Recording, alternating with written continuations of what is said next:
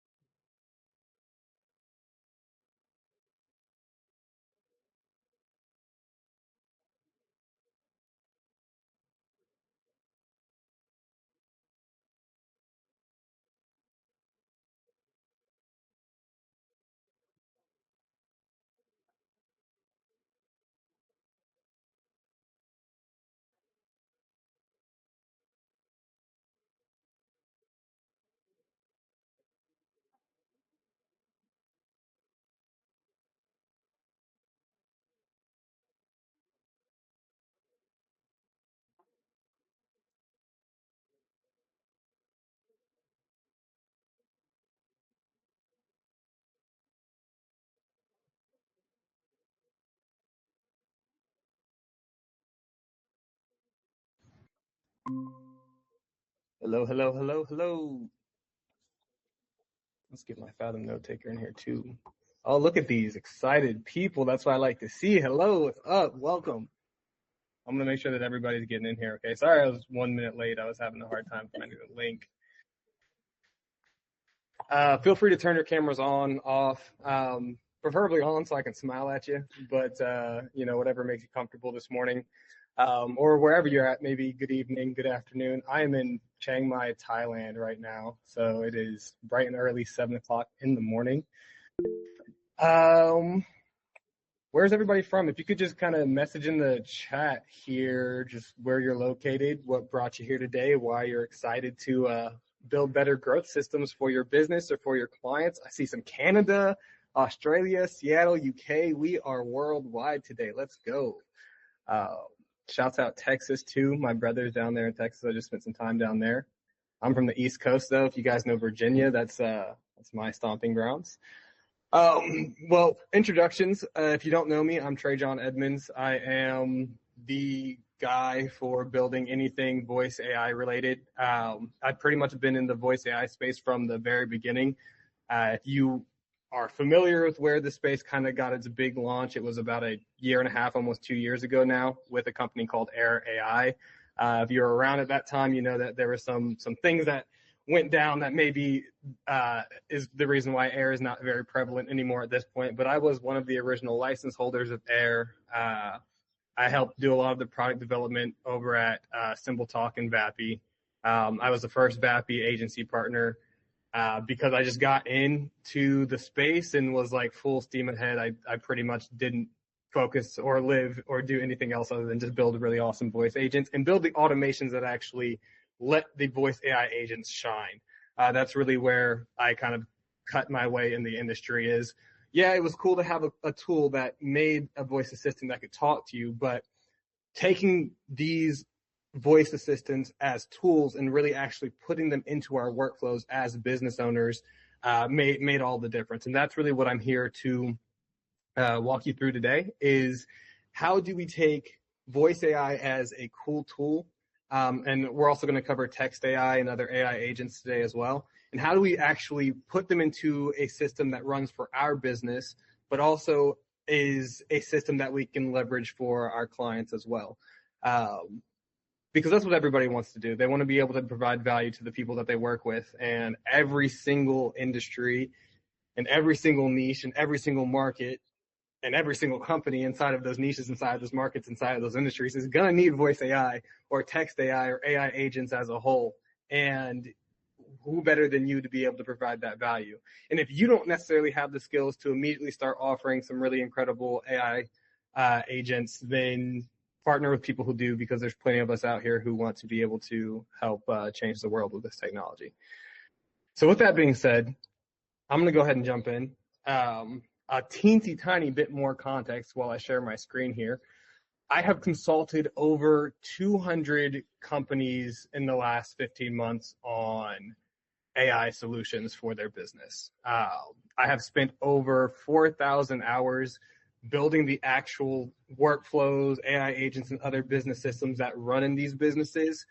And the amount of knowledge that I have about this industry and kind of these processes, I cannot share in 60 minutes. But I will be leaving a link to my calendar. So if anybody wants to follow up with me after this and see what else I may be able to support you with, or you just want to chat and get some more valuable insights, or let me know what's going well, going wrong in your business, please go ahead and find my calendar link. I'm actually going to do that now before I forget. So this will be rebranded in just a moment, in a few days, but you get to see the offer that is out the door and the new one that's coming in. So that is my VSL. You can go watch it, get some valuable insights, come hang out. Cool. Let's jump in. So this is the InfinitX AI growth system. This is the business system that I have taken all of this expertise and put into place. And I'm going to cover this piece by piece. We'll do a little bit of theory first so you understand what is the mindset going into being able to build a growth system for your business or for your clients. And then we'll also do a little bit of the tech demo as well. So you'll get to see a voice AI agent in action, texting to be able to qualify leads, schedule appointments, reschedule appointments. And last but not least, I'm actually going to give you a little behind the scenes sneak peek at how we make onboarding and delivery so easy that any business can pretty much have a fully functional AI appointment setter, texter, caller in their business within like 24 hours. Honestly, I mean, I can set these things up in an hour and a half. Prompting maybe takes another additional 30 minutes on top of that, but this is assuming somebody submits a form. It takes a little bit for your account manager to go see the form was submitted. They have to collect a little bit of extra information, and then they actually put together the system by filling out my simple forms and automations. We can literally have your accounts up and running in 24 hours. It's pretty incredible, and we'll actually go ahead and jump and see that by the end of today. So what I have here, also, by the way, if there's any questions throughout this, please go ahead and feel free to drop them in the chat. I will occasionally look at the chat. If it's super pertinent, unmute yourself and yell, because I might forget to look at the chat for a while. But we're gonna just keep rolling, and feel free to say what you need to say. We'll pause probably every 15 minutes, but every business has two main functions. It is to generate new clients, and it is to deliver services to those clients. And then we do that in a repeated cycle that is automated. That is how you scale a business, and that is what applies for every single business owner. The number one issue that every single business owner faces is they struggle with being able to show up in their business. There's somewhere where they really like to show up and they can do it decently consistently. And then there's all the other places that they're like, I fucking hate this. I don't want to do this. My team never does this. They don't want to do cold calling. They don't want to follow up with these leads. Onboarding is a wreck. I just want to build houses, for example, if you're a contractor or a roofer. If you're a marketing agency, I just want to run ads for my clients, right? But they're not doing the fulfillment, or they're not doing the follow-up with their leads, so I'm not getting results. So, right, there's all of these places where, as a business owner, we have to wear so many hats, and only one person can only do so much. Now, what has never been possible before without AI is the capacity to show up literally everywhere in your business with like a 1 or 2 person team. Because AI takes the role of like 10 people and costs half of what a person would. There still needs to be people who understand how AI systems work so we can build better systems, or understand how your business needs to work so we can build better businesses. There still needs to be a sales team in place. So this isn't about replacing staff. It's more about empowering that staff to focus on showing up where they are the best at showing up, where they're excited to show up, where they're going to make the most money for showing up. Yes, doing follow-up is necessary to be able to make money in your business, but everybody hates it, so why not solve it? Now, with that being said, the way that we actually identify where businesses are struggling to show up is by just asking them. Like, it's just, are you genuinely curious enough? Are you authentic enough? Are you genuine enough in your care to be able to show up for a business owner in your niche that you're excited about and ask them a question? Hey, what was your biggest challenge in 2024? Are you interested in growing your business? What do you think has been stopping you? And if you just keep asking those questions and you genuinely want to show up for these people, there's going to be somebody who's been waiting for you to show up to be able to provide a solution, or to at least express, to talk about what their pains are, to talk about their challenges. We as business owners end up in silos where we don't have anybody to talk to. Nobody understands our problems. We feel like we're doing it all alone. And if you can show up with some care as a service provider, that is already a ton of value that any business owner can leverage immediately. If somebody's actually listening to them, okay, somebody can speak their language. Now, we're going to jump in and actually look at where these bottlenecks in any business can arise, because these are the same processes that every business has to go through. Again, we're generating clients so that we can sell to them, and we are delivering services to clients after we sell to them. And we have a system that does that on repeat. So these are the micro systems that build that greater system. Every business needs an offer, right? Your business does not function if you do not have an offer. What happens when you run a business without a clear offer is you don't run a business, you run a custom solution. Let me try to offer 10 different things to 20 different people and try to figure out what sticks. And that is no way to scale your business. You end up trying to do everything without any sort of direction, and you're just chasing anybody who's willing to give you some money. And that is no way to be able to resonate with your ideal client, right? There's somebody out there who you want to work with. Right now, we are at a stage in AI where literally, if you partner with the right people or you have the right skills yourself, you can literally work with any business in the world. There's not a single industry that is saturated. There's not a single person who is too high profile for you. If you have the right people in place and you genuinely care about providing value to your ideal client, you can work with anybody. So a lot of offer creation is about finding alignment and who do you actually want to work with? What is the transformation that you want to deliver in that business? What are your current skills? What is your current availability? What are your goals? So if you don't have the skills that you need to be able to deliver an incredible transformation for your client, okay, then now you know that you need to go find a partner to be able to deliver incredible value with those clients. If your goals are to scale up to $100,000 a month and build a 7-figure agency, okay, well, you need to pull together the resources to be able to do that. But all of these things are what we consider when we're creating our offer, because our offer is the core of our business. The offer is about transformation. It's not about a piece of tech that you're delivering. It's not about your systems. It's not about, oh, hey, come call my voice AI caller because it's cool. No, it's about what is the actual impact of getting to work with you. Businesses don't care if you're running ads or you're running email or you're running an AI caller. They care about the impact of leveraging your services in their business. They care about how much money can they make? How much time can they save? And when can these systems actually be in place? This is why weight loss offers work so well. Hey, I'm going to help you sell, or I'm going to help you lose 30 pounds in 60 days. So when I show up and I see that offer, it's very clear to understand, what am I getting out of this relationship? There's no guessing. There's no like, oh, I mean, maybe we're going to go figure out, I'll show up on the sales call and find out why I'm going to show up on the sales call. No, you have to tell people exactly why they need to show up. Hey, I'm going to help you double your revenue within 6 months.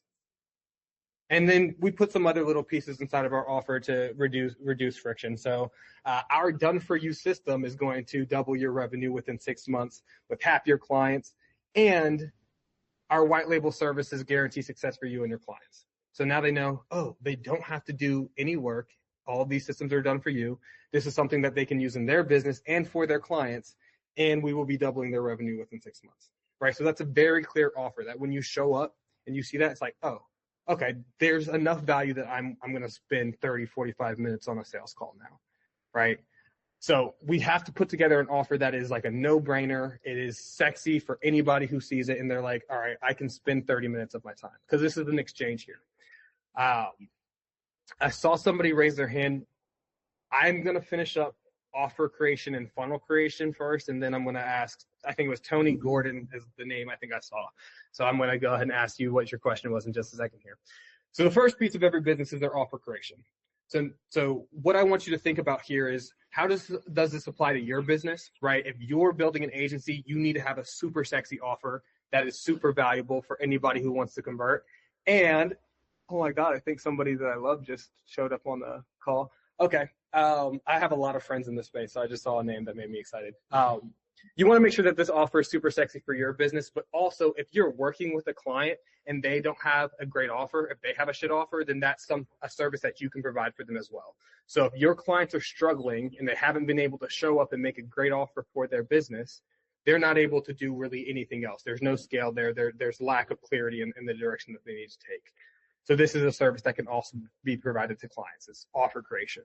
It's pretty much just a mindset shift. How can we make it super clear on how we can shift our prospects to be excited enough to book an appointment? Because it's very clear why they should book an appointment. The funnel creation is how do we actually get this offer in front of the market so that they can be educated on why they need to work with us. The major piece here is if you don't have alignment in your offer, if you don't really care about your offer and your ideal client doesn't really care about your offer, or same thing for the clients that you're working with and creating their offers, if the message doesn't resonate with them and it doesn't resonate with the target audience, nobody's going to fucking care. So your whole business is an extension of you. The care and effort and authenticity that you put into your business is what's going to shine through on the other end. If you're doing stuff that you don't care about, nobody else is going to care about it. So just show up as yourself. Don't feel like you have to put on some fake persona, pretend like you have all this experience when you don't, or act like, the key here is don't act like anything. Just be yourself. Behave as you. You're here, so you're obviously genuinely excited about AI. You're going to be successful. And that's what the funnel is here to express, is you genuinely have shown up and care. You've asked the questions to the business owners you want to work with. You've shown up on social media and been authentic and said, hey, I care about my ICP. I really love working with marketing agencies. This is all the problems that you guys have been experiencing. I've been talking to you. I know. I'm here to solve it. Can we have a chat? Cool. Go watch my VSL. If you're interested, book an appointment. I would love to see you. Because I genuinely care. Right? Discovery questions. When you have a form and somebody's booking an appointment and they need to fill out some qualifying questions, ask the questions that you care about to know the answers for, to better serve the people when they show up on the sales call. Right? Pre-appointment video. This is a thank you video of like, hey, thank you. You're going to show up and I'm so glad you are because I care. And usually we also, we'll just set some expectations for the sales call to make it a bit easier. Right? So this is the go-to-market strategy. It seems like these are the pieces that are necessary to be able to actually generate leads, have a sales strategy or a marketing strategy in place, actually start to sell people, and then deliver. Without a really solid strategy in place, education for your target audience and a clarity in your offer, the rest of your business doesn't function. And this is the same thing for you agency owners who want to do service delivery, but also the businesses you're working with. So you want to make sure if your business owner doesn't have a great offer, okay, well, we need to solve their offer. Okay, but now they don't have a funnel or a VSL to educate people on their offer and actually get them to self-nurture and book. Okay, great. Well, then we'll put together a funnel. But if you have your great offer, you have a great funnel, but you have no traffic going towards that funnel, okay, well, the next bottleneck is we need to do lead generation. So this is the same system for your business. After you get these two pieces in place, you need to do lead generation for yourself. Your clients are going to need the same exact thing. So that's when we need to solve the next bottleneck, right? Lead generation.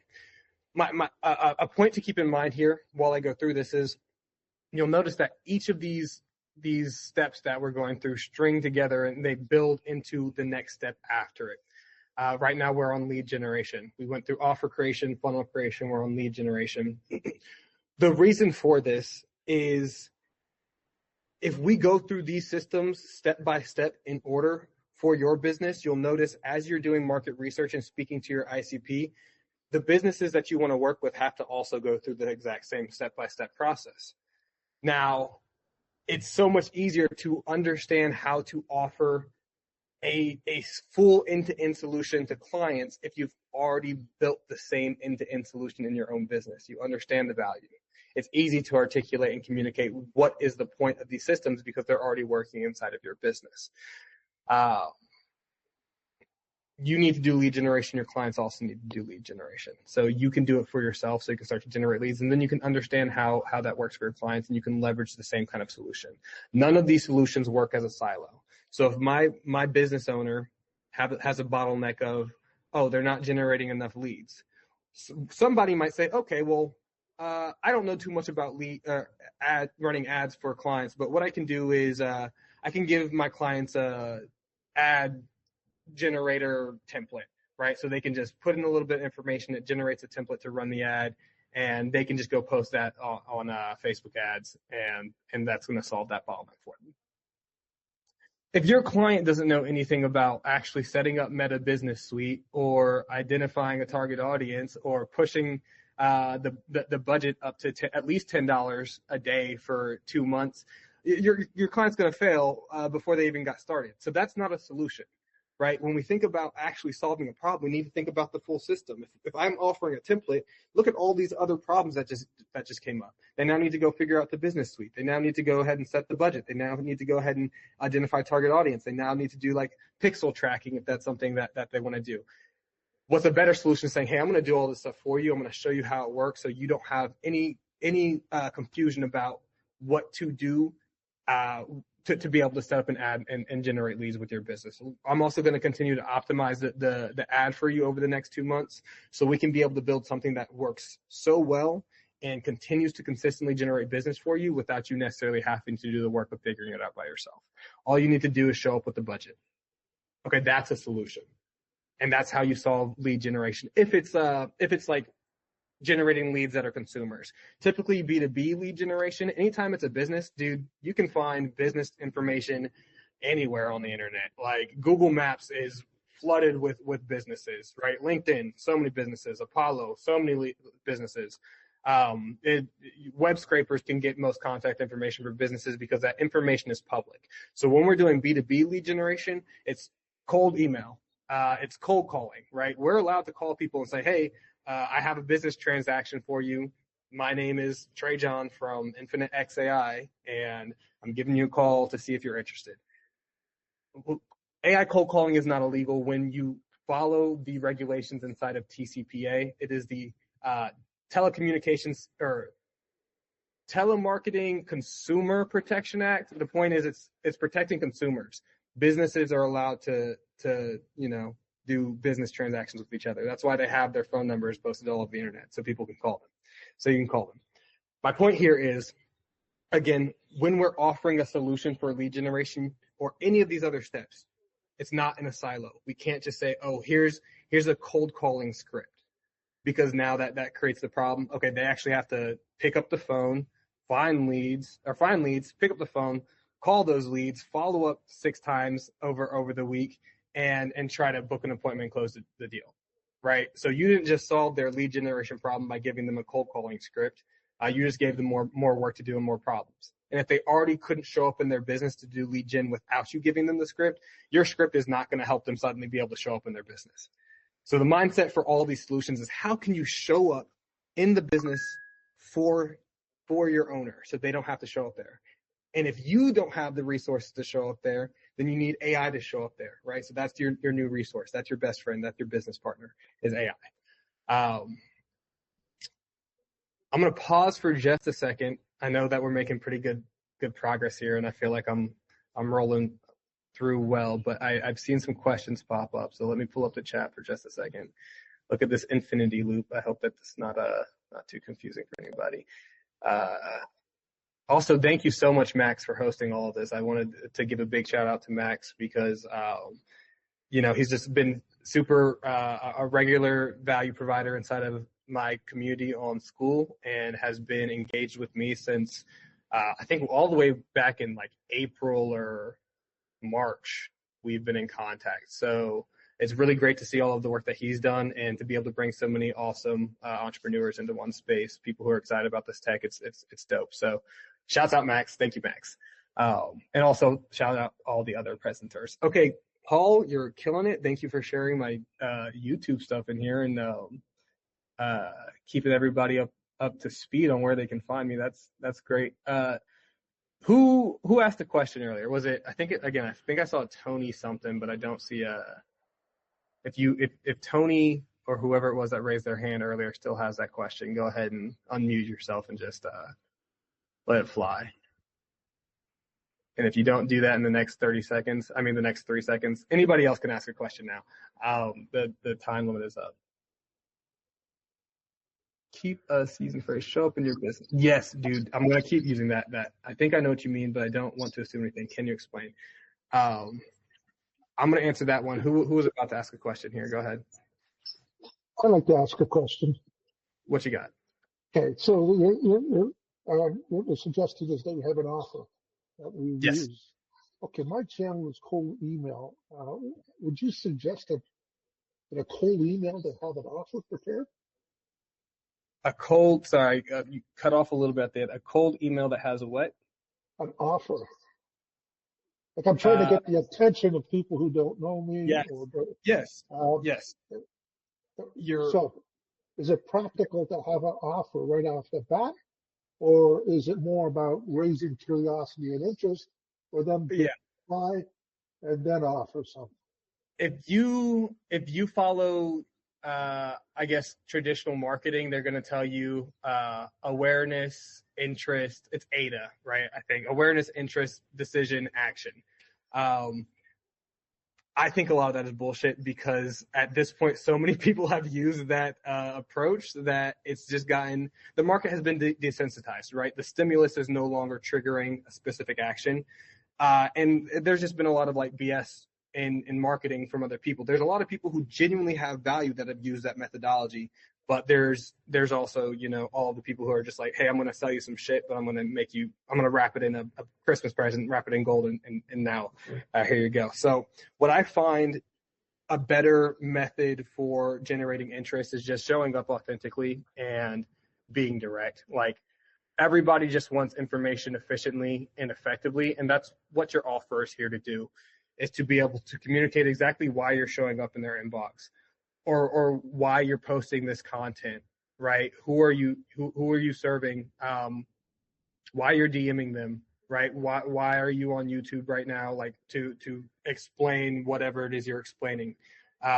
All of it has to come from a genuine desire in you to show up for your ideal client, and you show up by being authentic, giving them value, and asking the right questions. It's just speaking their language, making them feel heard and understood. It literally can just be like for content, for example, it can just be turning on your camera and talking about your ideal client's problems for 10 minutes.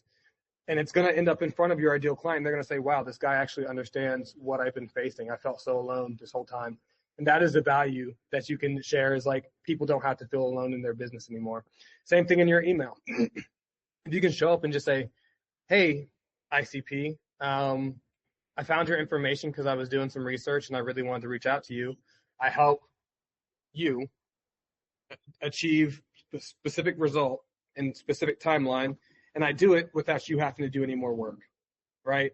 If you are interested, I would love to shoot you over VSL so that you can learn more. And if it makes sense, I think you're a great fit to value proposition to double your revenue within 6 months, right?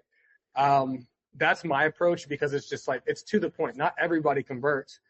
It's the people who aren't really that interested in the first place are the ones who don't really convert. And I find that I would rather have sales calls with people who are excited to show up, who I didn't have to like convince that I was valuable. I was just like, hey, this is what I do. Does it make sense for you? And if they're like, oh, yeah, that makes sense, or it's at least worth 30 minutes to see if it makes sense. But the opportunity is big enough that I can spend 30 minutes on it. Cool. I don't like beating around the bush. I'm also just not the type of person to beat around the bush. So my style is rooted in me being able to authentically show up as myself. So John, if you have a slightly different style, if there's experience in your life that maybe means you're a little funnier than I am, or a little more witty than I am, approach it with your own personality in mind, because how you show up in your marketing, how you show up in your organic content, how you show up in your VSL, all of that stuff is going to paint a picture of who you are for the people who show up on a sales call with you. So if you're showing up one way in your VSL and then you show up on your sales call and it's clear that you're faking it, right? That's gonna lead to a bit less resonance with your ICP on the sales call. And same thing for customer delivery and onboarding. If you're the one who's showing up to continue to manage those customers, and you set a certain persona in your marketing and a certain persona in your sales calls, If that's a fake persona, you still have to maintain that persona in all of your customer success and reporting calls after that. So it's just like the amount of energy to maintain a facade is so much more taxing than just showing up as yourself. And if you have a clear offer, just show up as yourself and tell them what the clear offer is. It's going to save you the headache. Thank you for your question, John. Debbie Davis, you keep using the phrase show up in your business. I think I know what you mean, but I don't want to assume anything. Could you explain? Just show up. That is the whole epitome of like running a business pretty much. Is there's four sections you got to show up in. You have to show up in putting together your go-to-market strategy, offer creation and funnel.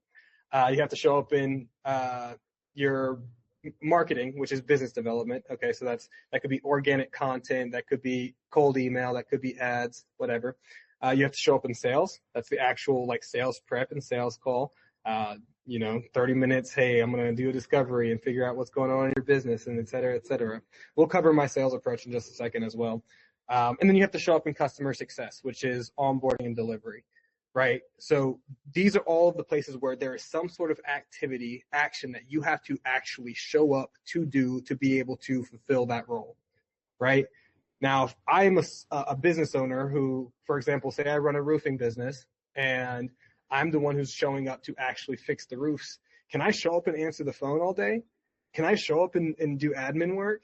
No, I can't. I'm on the roof fixing the roof, right? So the business owner wants to focus on showing up to fix the roof.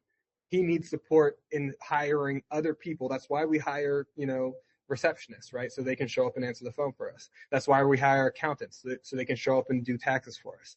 That's why we hire agencies, so they can show up and do whatever that agency is, or that agency's services, right? Marketing or ads, right? So our responsibility is to just show up for that business owner. And the only way we know how to show up is by asking business owners, hey, where do you fucking hate to show up? And also, if you don't like my language, I do apologize, but it's going to keep happening. I get excited and it just all kind of goes out the window. So show up where business owners don't want to show up. And thank God we have AI to show up where we don't want to show up for business owners who don't want to show up there either, right? I don't want to cold call for your business, but I love training AI that can cold call for your business. Or I don't want to necessarily follow up with leads all day, but I have AI that loves to text. I don't want to have to onboard your clients for you, but I have automations that it'll just do it itself. So automations, AI. Those are methods for showing up in somebody's business for them. You also need to show up in creating a strategy. So for example, if we're offering an end-to-end solution here, from offer creation to funnel creation, I'm going to get through the rest here in a minute. You might have AI show up to do the qualifying. You might have AI to show up to do the appointment booking. But you could still show up for that business owner and helping them put together an offer. And that would just look like a 30-minute or an hour-long offer creation session, right? So the business owner didn't have the time to go do all the research on understanding how to create a good offer, blah, blah, blah, blah, blah. So you showed up for the business owner by showing up here, right, today. You're here learning how to create a better offer. So now you can go to your clients and say, hey, let's do 60 minutes of an offer creation session to make sure your offer aligns with your business goals and aligns with the people you want to work with. Okay. So you just showed up to a 60-minute consultation to be able to deliver that service. And you showed up to all of the research before that 60-minute consultation to be able to deliver that service. So that's what I mean by just show up. It's literally just show up. Like whatever function needs to be fulfilled and the business owner doesn't have the resources to show up themselves, you need to show up there. And you can figure this out by identifying what the bottleneck is. They're not getting enough sales calls. Okay, well then somebody's not doing enough lead generation and qualifying. Or maybe they have plenty of lead generation going on, but they don't have enough follow-up and qualifying and converting of the leads. Their conversion rate's too low. Okay, well somebody needs to show up to do follow-up, more touch points. We're going to call these leads and text these leads and email these leads every day for 2 weeks because they opted in. They obviously want the information, and we're not going to stop until they answer and convert, or they answer and tell us to shut the fuck up, right? No human is going to do that. No human is going to, very few humans are going to actually do 20 follow-ups with a client or with a prospect who never said anything.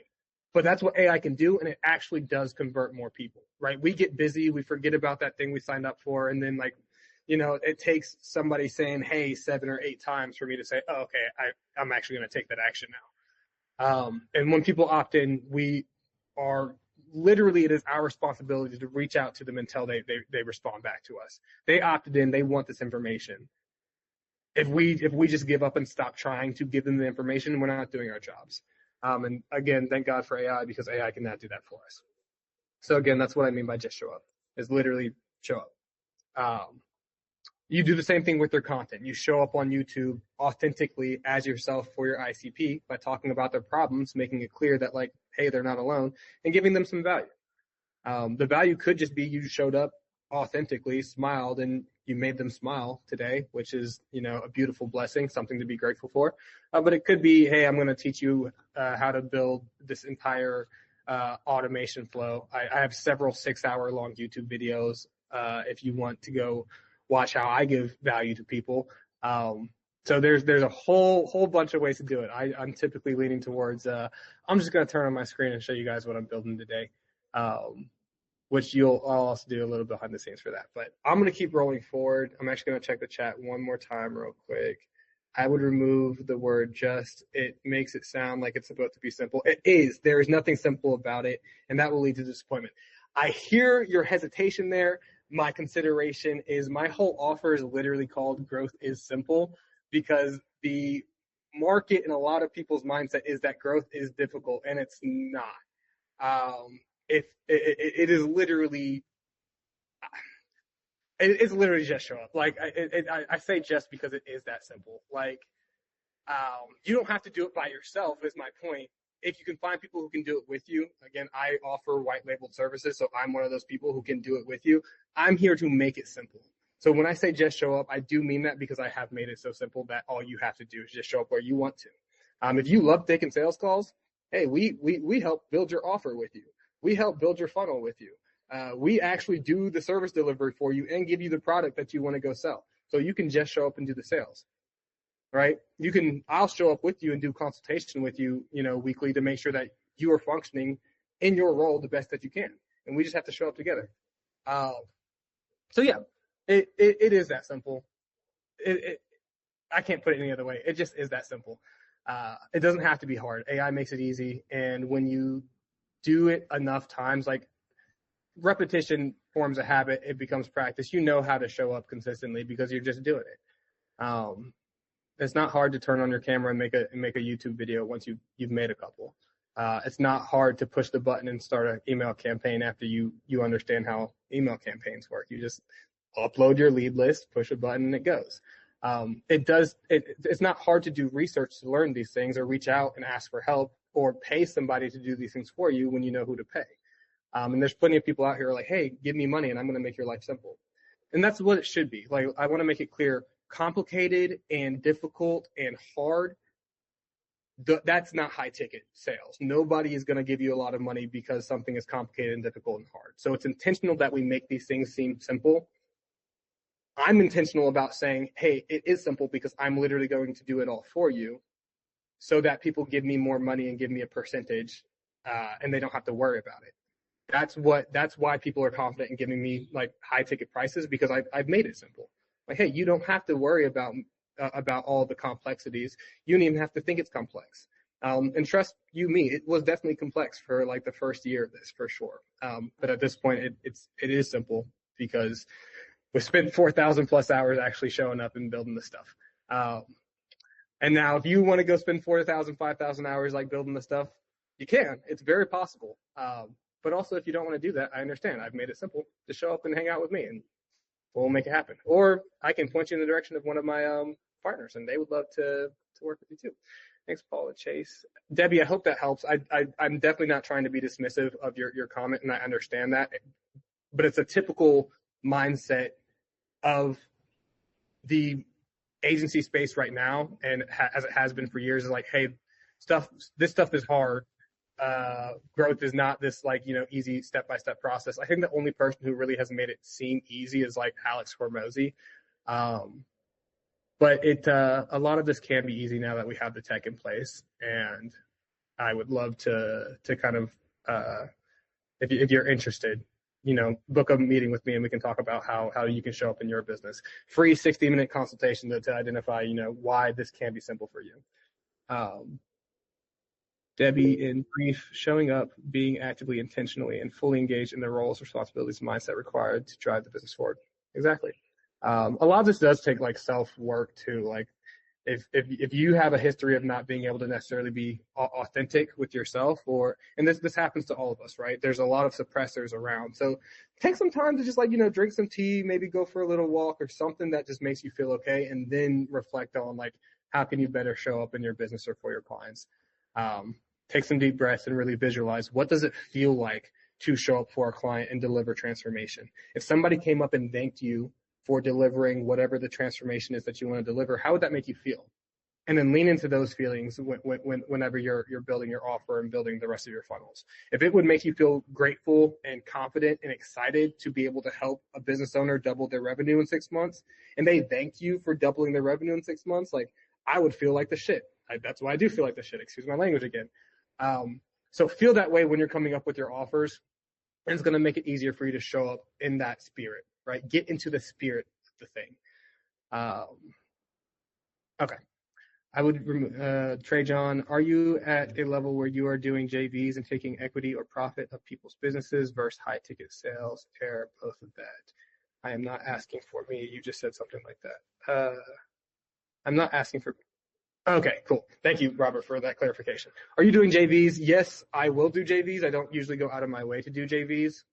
As far as like showing up in somebody else's community to pitch something, not really my style typically, but occasionally, like, I do have a lot of other partners in the space who have communities who like will bring me in just to chat, but I'm really just there to provide value. If you want me to come in and sell something and then you keep some of the profit and I keep some of the profit, I'm always happy to do that. My whole business model is all about partnerships, because if we can all make money together and are happy about making money together, everybody wins. So our clients win, the partners win, and then we can build the best systems to be able to dominate the market over the next 5 years. And somebody has to step up and take responsibility of like changing the world. And that's us here in the space. And if we can do it together, then we're just going to be the strongest team that does it, right? It's again pretty simple. Show up, build cool systems, find other people who also show up and are excited to build and leverage cool systems, and then we all get paid together and our clients make a bunch of money. So yeah. Equity or profit of people's businesses versus high ticket sales. Yeah, I do typically some sort of profit share for everything. Mutual interest, right? If they have skin in the game and I have skin in the game, everybody's incentivized to, make sure the solution happens. And also the technology continues to improve so quickly that if I was just to offer a software, okay, well, in 3 months, my software is going to be outdated and I'm going to have to go like, build another software, fix what's already out on the market. And now there's more of a headache. But if I'm a partner, okay, well, yeah, I'm going to give you this solution for now. I'm also going to give you these other pieces. And as the technology improves, I'm going to continue improving and just automatically adding that to your business without you even having to think about it. I'm just going to do that for you. Now, I'm incentivized to do that because I have a percentage in your business, right?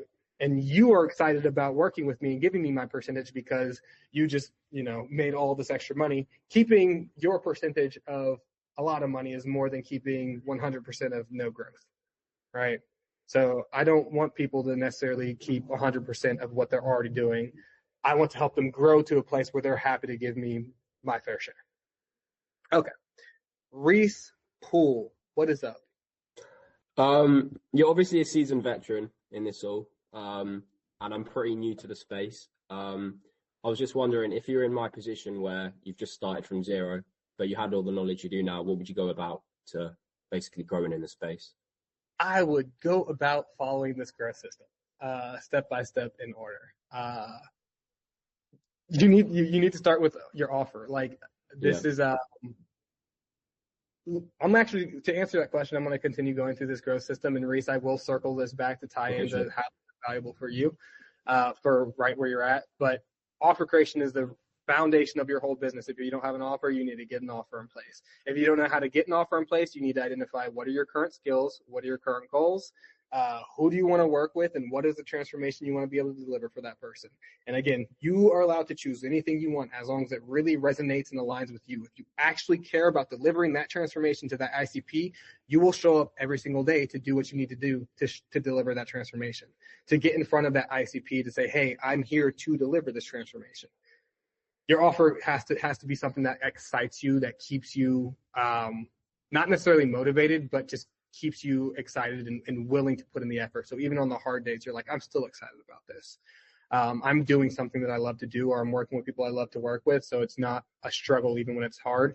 I'm willing to continue to just show up and do the processes step by step. Service delivery, again, delivery is not so important in your offer. Your offer is about what is the transformation that comes from working with you. Your deliverable is just however you make that come to fruition, but your offer isn't the deliverable. Again, it's not AI ads, it's not email campaigns, it's not organic content repurposed generators, it's not AI callers. It's what is the impact of working with you after that? So it's more money so they can go spend time on vacation or reclaim their life and their freedom, to reinvest in their business or whatever, right? Those are the transformation pieces that we're offer. Funnel creation, we've already talked about, so I'm going to keep kind of going ahead. AI lead generation or other forms of lead generation. Again, this is just about showing up to tell your ICP what is the transformation you want to deliver for them. What is your offer? AI qualifying and nurturing. So again, now leads have come through your funnel to your VSL. Your AI is there to, I like to use AI to call people after they've already booked an appointment. If they came through my VSL, my AI will actually call them just to have a short conversation with them to get a little bit more information to better prep our sales team. But you can also do this for people who opt in and never see your VSL, right? They might opt into a Facebook ad, fill out a form. Your AI calls them every day for 2 weeks until they answer. Says, hey, you wanted some more information about this? I'd love to give it to you. Here's the value proposition. We help agency owners in your exact space, double their revenue within 6 months. Can I ask you a few questions to see if this is a good fit for you? Cool. AI does the rest of the qualifying, schedules the appointment. Right. So this is something that typically a person would have to do. They'd have to call all the people who opted in, ask them these questions, qualify them, book the appointment. AI is just doing it for them now. But my point in this is, again, business owners don't want to show up to do this. So now we have AI that can show up to do it. And the way we decided that that's what needs to happen is because the business owner is struggling to do that. If the business owner isn't struggling to book appointments, don't offer them an AI that books appointments. That's not a bottleneck in their business. It's not going to be valuable to them. But you are still offering, double your revenue means, okay, well, to double your revenue, I might do a database reactivation instead of following up with like leads that are coming in. You have 5,000 leads that you never converted, that you've been just kind of sitting on for the last 5 years, and nobody's going to call them. Okay, cool. Well, I'll help double your revenue by reactivating that database. I'll help double your revenue by calling current customers and asking for reviews and referrals, so you can grow your business with real feedback and make your customers happier, which increases customer retention. And increasing customer retention by only 5% increases your revenue by 20%. So it's these little details of where can we show up to fix bottlenecks? Where can we show up to increase conversion metrics? Where can we show up just to make our clients and our team happier? All of those pieces are what end up generating that result of doubling their revenue. So you don't want to just say, oh, they definitely need more appointments. Maybe they don't need more qualifying for their sales appointment. I mean, every business does need this. I haven't found anybody who's like perfect at follow-up. So I mean, you 100% or like 98% sure will be able to offer something that is qualifying new leads. But it's just an example. If they are already qualifying new leads well, then you don't need to offer that. You need to find something else to be able to deliver that transformation. Sales prep. Sales prep is just getting ready for your sales call. Okay, sit down, drink some water, take some deep breaths, do a little bit of research. Make sure you actually understand who it is that you're about to meet with, just so you can be ready to ask the right questions. Not super complicated here in sales prep, but sometimes your business owners are not going to want to do sales prep. They're not going to want to go do the research. They're not going to want, or their sales team doesn't go do the research. Okay, well, if you can offer a solution that helps, like an AI that goes and does web scraping and generates, a pre-sales call document that they can automatically email to the sales rep 5 minutes before the sales call is scheduled to start, right? That's an offer, or that's a solution that now helps them show up and do sales prep if that's somewhere where their bottleneck is. And you would identify that, hey, how well are is your sales team converting? When they do have a qualified prospect, what's their conversion rate? Are they typically like, feeling excited during the calls? Like what's kind of their process for handling a sales call? Are they doing a lot of research before the calls? Okay, so right, we just kind of work through to figure out where are they not showing up.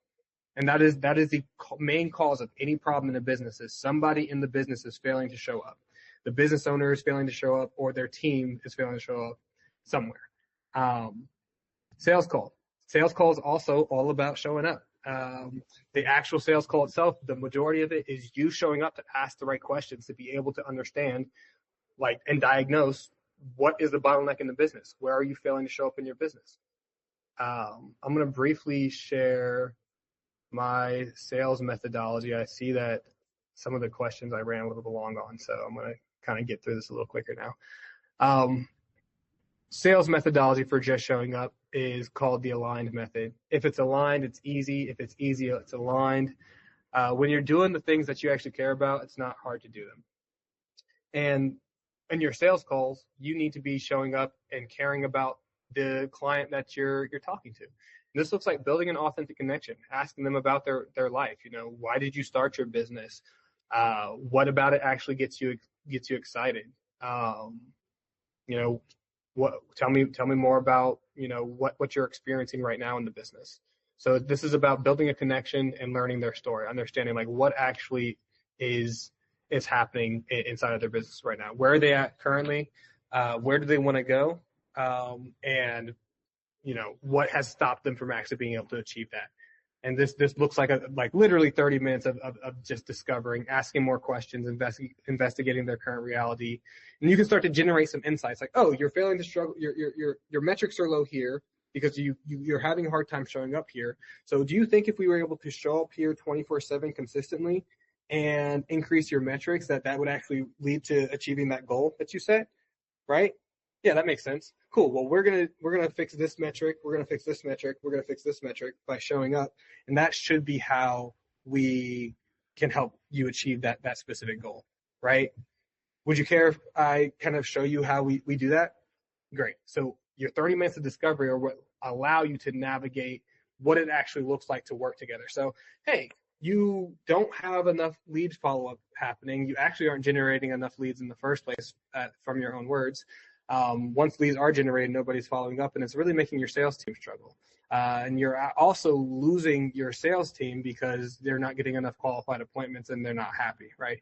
And that's all of the stuff that you said is happening. So what we need to do is we'll actually generate leads for you so that you can increase your funnel, your top of funnel, right? We're actually going to also qualify and book those appointments for you, so your sales team is going to be happier, so your customers are actually getting followed up with and showing up to buy some products. And now you have better customer loyalty, employee loyalty, and that's going to reduce hiring costs, reduce acquisition costs, increase your sales and your conversions, and overall make you more money while saving you on the costs. Everybody will be happier. Now that is how we're going to make this happen together. This is my offer to you, right? This is how we can work together. I solely offer partnerships, right? Because what I have found is business owners today don't want to do more work. They don't want to go learn a new software. They don't want to, that is it. It does not matter what it is. I could tell you, hey, I just need you to sit down for 30 minutes and find 10 people that you want to work with and would love to work with. Even that is like a headache to them. I show up a week later, it's like, oh, did you get your list of 10 people? They're like, oh, no, I mean, I told my secretary to start to, get some stuff together, but she never got back. Whatever, right? More work, it doesn't matter how little it is. If there's not enough outcome, enough obvious reward for doing that little bit of effort, they're not going to do it. So I just do it for people, because what's easier than just giving me money and I'm like, hey, here is the system. I'm also going to run the system for you. I'm also going to update you on how everything's working, and I'm willing to improve the system based off of feedback that we're getting while running it. And every month I can give you a consultation call just to make sure that the strategy is still going in the right direction. We'll give you reporting, and we'll see what's the next biggest bottleneck in your business. If we solve, follow-up and appointment qualifying, then maybe we need to do an onboarding automation. And after we solve that one, we'll look for the next biggest bottleneck. Because every time we solve a problem, another problem's going to come up. And business owner, I'm your partner, so I'm just here to help fix all the problems for you. Okay. Cool.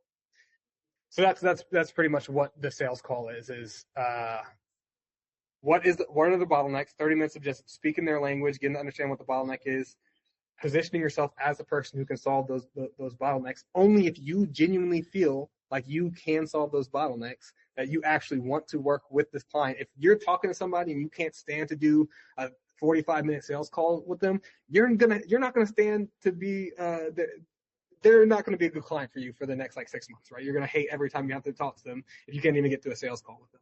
So if you genuinely are excited about working with this business, then you want to go ahead and make the offer to work with them. Tell them what it looks like to work with you. Give them a little roadmap of how long it's going to take to actually see the transformation. What are you going to do, as far as an onboarding call?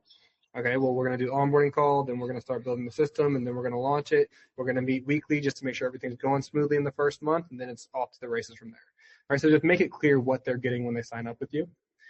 And then collect invoice, sign agreement. Your sales call is not done until agreement is signed and invoice is paid. If you didn't collect money on that sales call, you didn't close it. It is not done. It doesn't matter if they signed the agreement or said, hey, I'm going to go fill out the invoice later. If they've not paid you, you've not sold that client. That's just a good rule of thumb to have. If you're not finishing with that, you just did all the work for 45 minutes not to actually get their commitment.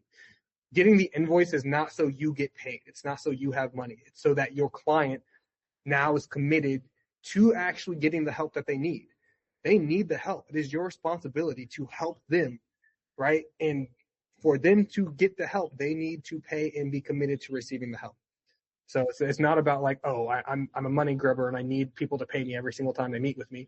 It's more no, I need you to be able to take some action. Stop thinking too much. Stop making it complicated, right? I'm here to just show up for you. It is simple, and I want to keep it simple, but only if you're willing to commit to letting me make your life simple. If you don't want me to make your life simple, then there's no point of us being here. Okay, that is my sales approach. Customer success and onboarding. I really wanted to show you guys the system that I built to make onboarding and delivery of these systems actually super simple. So I'm going to wrap up what the point of this whole system is again, is this is the system that you will use for your business. Reese, if you're building your agency from scratch, you want to go through this step by step. And again, this Miro board is actually free to the public. I have this link all over the place. Oh, look, Paul, you were asking for it. There you go. You got it. So you can go through this anytime, and Reese, I want you to actually go through and click on some of the resources in here. This offer creation resource is actually probably the best one out of anything else that's in here. Offer creation is really great.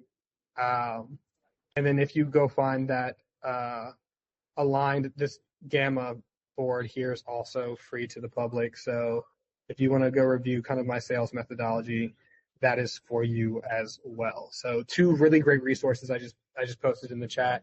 Please check those out.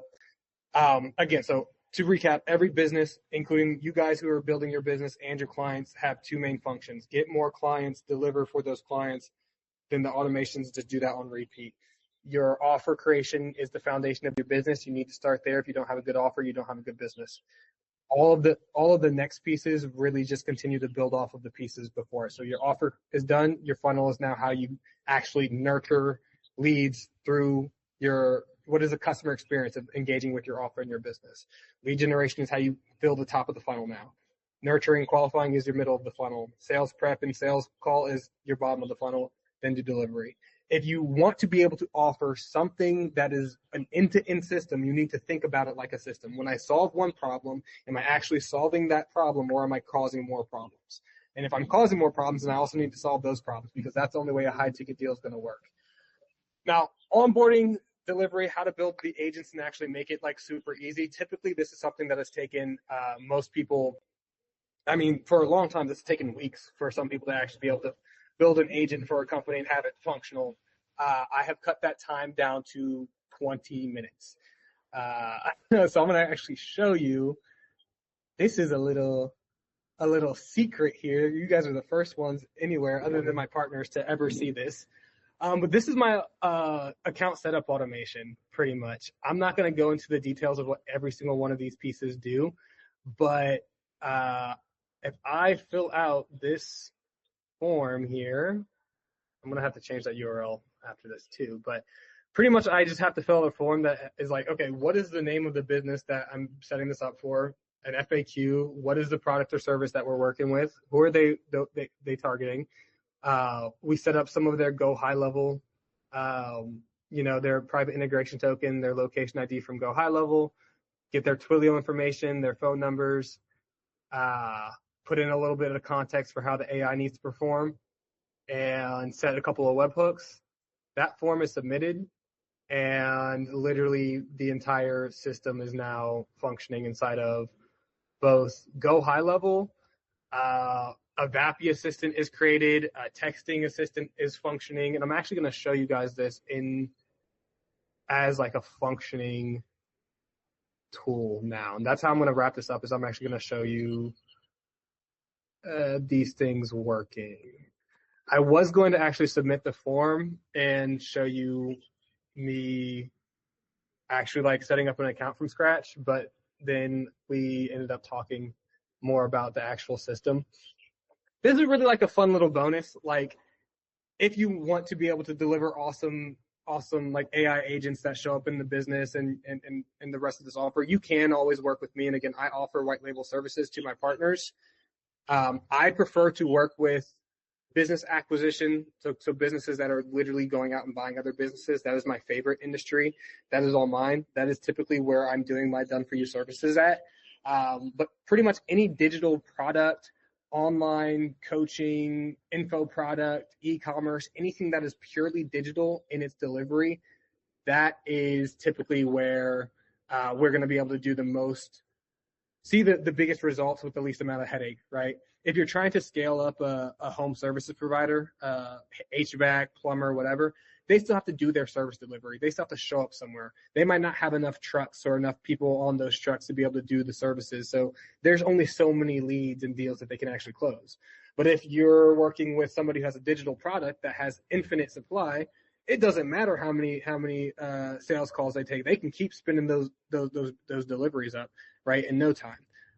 If they don't even need to do a sales call, and it's just like somebody shows up to the landing page and buys their product, okay, then you can just generate a ton of leads to that VSL. The people who go to the VSL but don't convert, you can have an AI that does the follow up and helps them convert.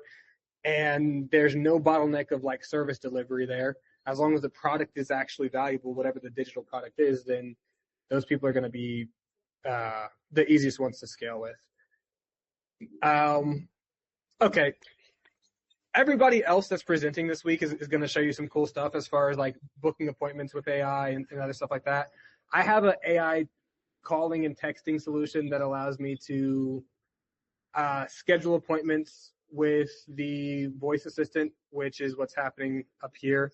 I'm going to just show you kind of the data that I like to track, and when I'm doing my AI calls, is call outcome, the reason for the outcome, the transcript of the call, summary of the call, recording of the call, duration of the call, the information that was collected on the call. We actually have a call log as well. So this is a history of every conversation that has happened with the assistant and this particular contact, so that you can see, okay, well, on the first conversation, the person didn't answer.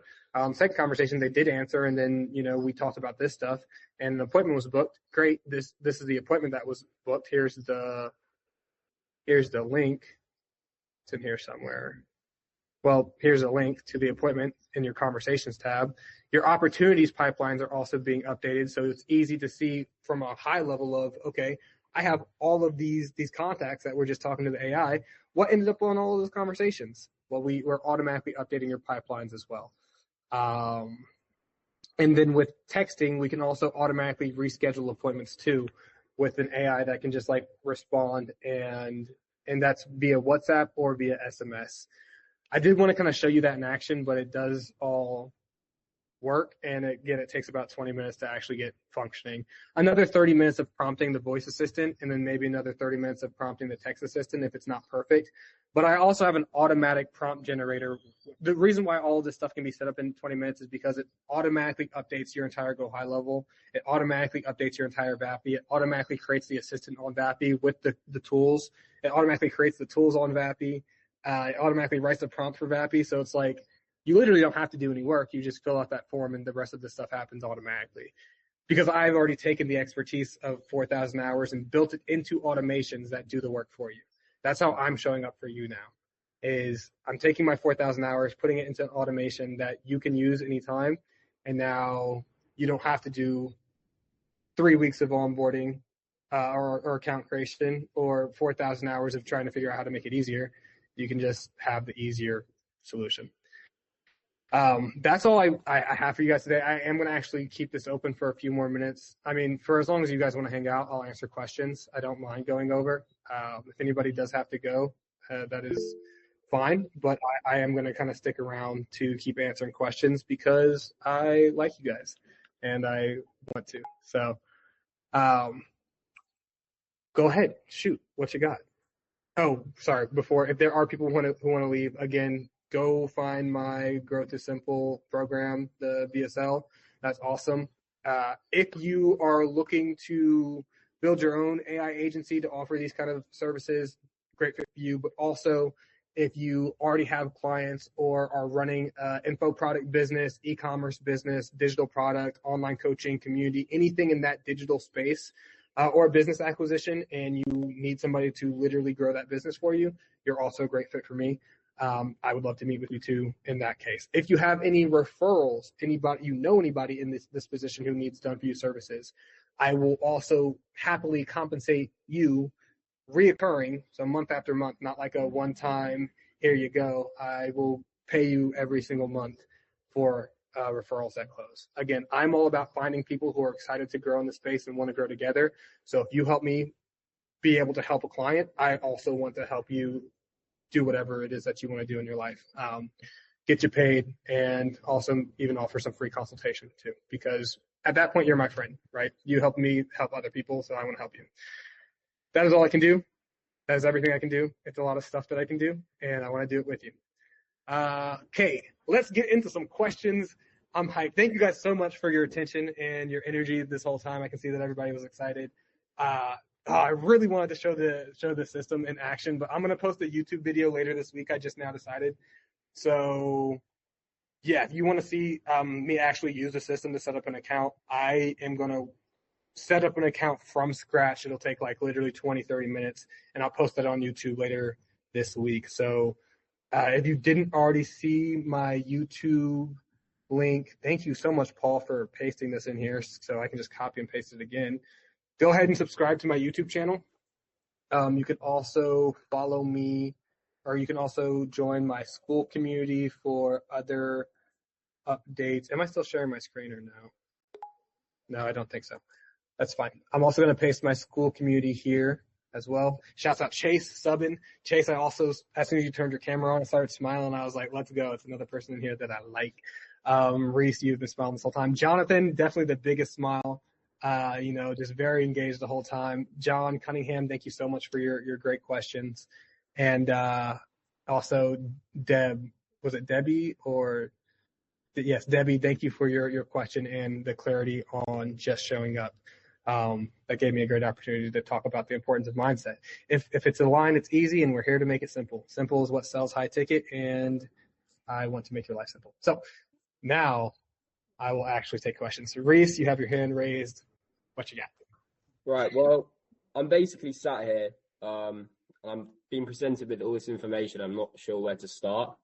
I've only been in this space for a couple months, and I'm joining all the calls, and I'm just getting bombarded with just everything. And I had like an idea of an automation I wanted to do. I've got some friends who are barbers, and they're constantly picking up the phone. And that's something I thought I could fix. Not that I can yet, but I'm not sure where to start. Like, I've tried building the bots. I'm having some complications. I'm not the best, but if I go in the community, there's not really like tailored support, and I can't really find anyone doing the same thing on YouTube. So how would you go about sort of? Have you seen my YouTube? I've not known. Okay, go subscribe to my YouTube.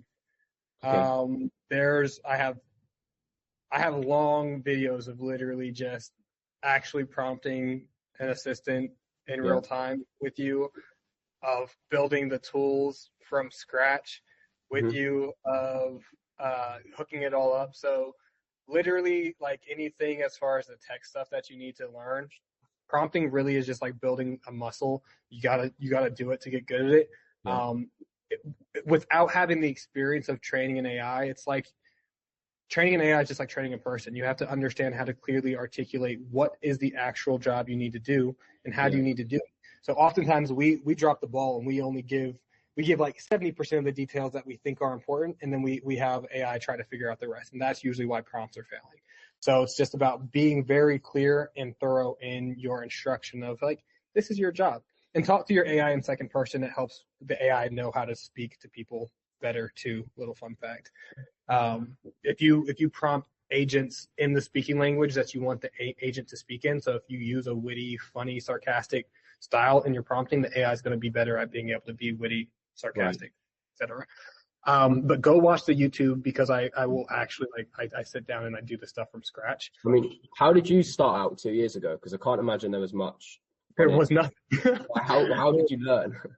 I just time. I worked 16 hours a day for literally over a year straight.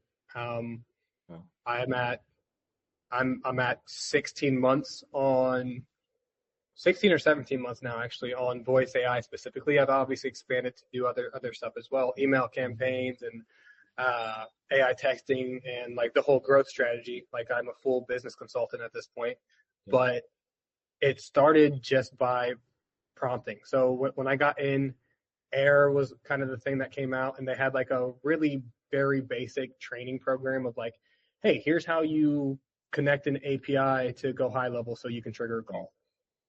They had a really over. Would you suggest go high level over cal.com? Because I know some people use cal, but I've had some. Yeah, I don't like cal much, because it's just like the seamless integrations. Go high level already has a calendar feature built in. Right. And all of my systems, I API directly to Go High Level Calendar, which is connected to my Google Calendar. So I book to Go High Level, I book to Google, right? So it's just the convenience of like the integrations. And the reason I use Go High Level is because now I have all of my business functioning from the same platform, right? I can do my funnel creation from Go High Level, my social media scheduling if I posted social media content, all of my automations. Not all of them. I use in for a lot of like advanced automations, but for basic customer engagement, that's all Go High Level. My pipelines, my actual like management of the contacts, Go High Level. The AI, my AI agents for the voice and for the texting are all integrated into Go High Level for me at this point too, because I've built them into Go High Level. So yeah, that's why Go High Level is just like the one-stop shop for everything I need in my business pretty much.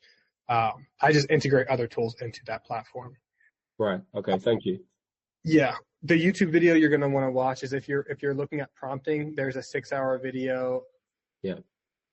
If you want to have understanding of the tech stack, there's a 3.5-hour video where I go over each of the pieces of the tech stack. That's VAPI, Go High Level, N8N, and Twilio. If you want more prompting stuff, there's like a 6-hour video just after that. And then one of the most recent videos is like 5 hours and 50 minutes. And that's where I actually build out the automation tools for like scheduling appointments. So this is checking availability with the user on the phone and scheduling appointments with the AI on the phone. I build that tool out actually like step by step in front of you and connect it to Go High Level and stuff. So if you're a tech guy who wants to be, or if you want to become a tech guy, go watch that stuff, because like there's nothing else like that anywhere on the internet. Okay, thank you. I can guarantee that, because people tell me that all the time. They're like, I've been looking and then I found you and now I have everything I need. I'm like, oh yeah, cool. That's what I'm here for. Yeah. Anybody else? Who's next? I know somebody's got something for me. Chomping at the bit. Raise your hand or just unmute yourself. Max, how have the presentations been? What do you think of this compared to what you've seen? Everything's going well. Any thoughts? This is amazing, man.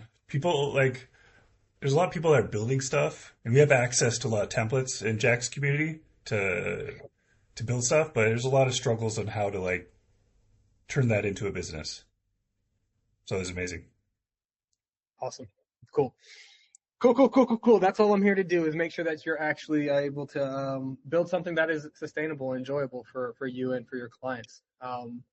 It's one thing to have a cool tool. It's another thing to have something that like actually functions for a business. And after talking to over 200 business owners and just spending so many hours on this stuff, it's really been a pleasure, and I'm grateful for all of that experience to be able to bring it here with you guys today. So I really do appreciate your commitment to spending this hour and 10, 15 minutes with me, and show up for yourself, because you guys are the ones who are going to help us continue to change the world and change every business in it. So good stuff.